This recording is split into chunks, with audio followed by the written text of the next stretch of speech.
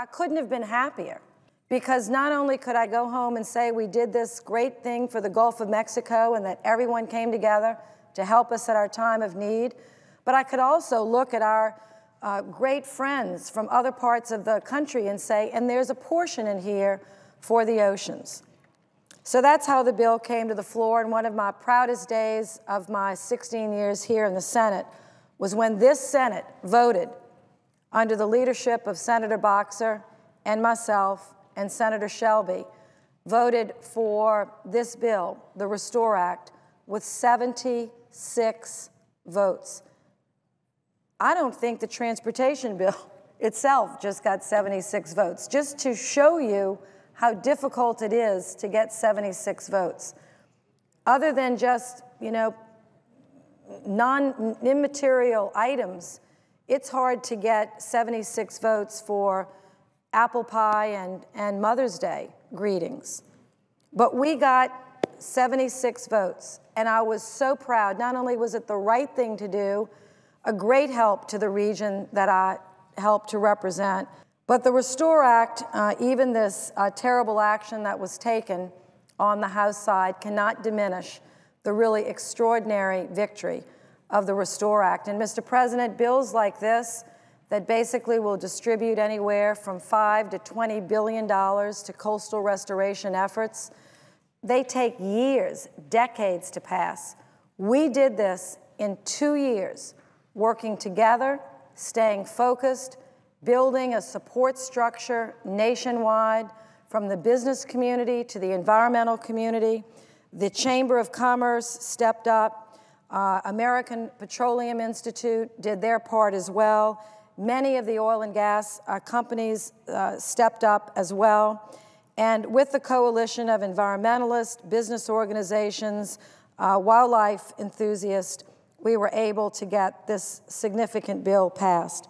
It's going to be a tremendous down payment for the challenge of the Gulf Coast. And let me, for the record, just put again, there were 86,985 square miles of water closed to fishing. Approximately 36% of federal waters in the Gulf were closed to fishing for months, causing a loss to the industry of $2.5 billion.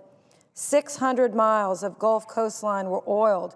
Half of those miles were in Louisiana, and some oil is still lingering. In fact, the scientists that have been studying the baseline said that the erosion of the marsh that was oiled was eroding at twice the speed as normal, and that normal erosion is pretty breathtaking in terms of its rate.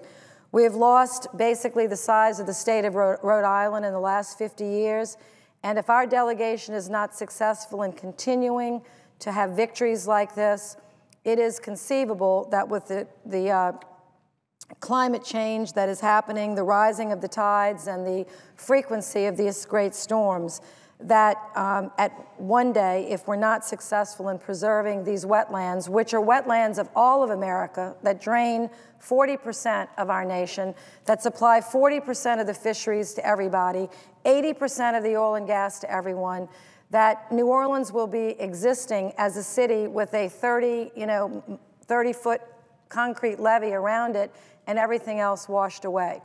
Our culture, our hope, our way of life. And I've said this 1,000 times. We are not sunbathing here in South Louisiana. We are not vacationing in South Louisiana. We have fun, we have weekends, we fish, we hunt, but we're not vacationing for weeks and weeks in South Louisiana, lying on the beach getting a tan. There are no beaches to lie on. We only have two. Grand Isle is 7 miles long, and Holly Beach, which got washed away in Rita and still has not been rebuilt. And the Corps of Engineers continues to tell me there's just nothing they can do for the last inhabited island off the coast of Louisiana. Well, there's a lot they can do, and we'll see to that in another bill. But we want these wetlands preserved for our children, for our grandchildren, for the economic vitality of the nation. This is the mouth of the greatest river system in North America, and we intend to save what we can. We will never get everything back. We've lost 1,900 square miles since 1930.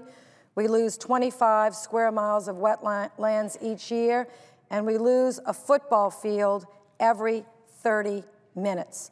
2 million people live in coastal Louisiana, about 500,000 in Mississippi, about 1 million in Alabama, probably about 4 million in Texas. We cannot just get up and move. There's no place really to go. We don't want to live in Arkansas and Missouri.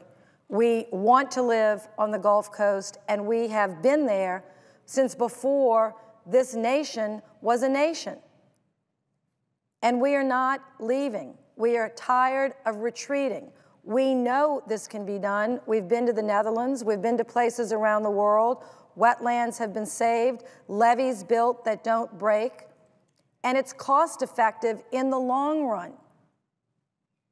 In the short run, it costs investments. In the long run, it creates wealth for everyone.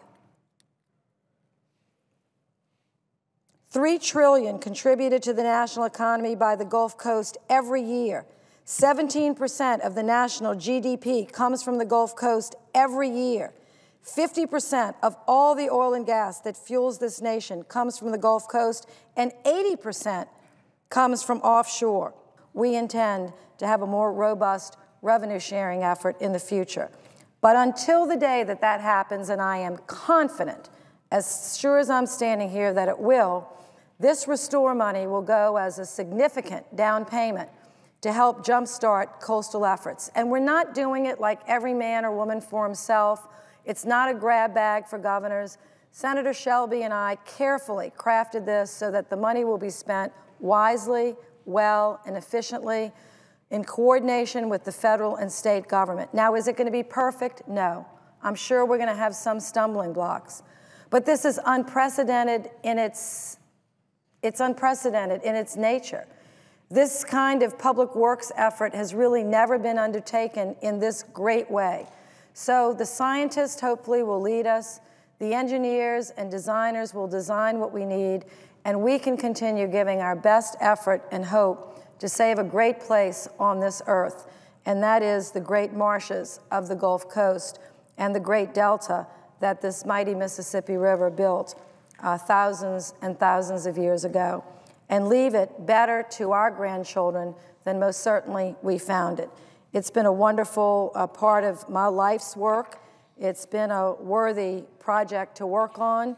There are others that have most certainly joined me in this leadership, but I am very, very proud of the work that this Senate did.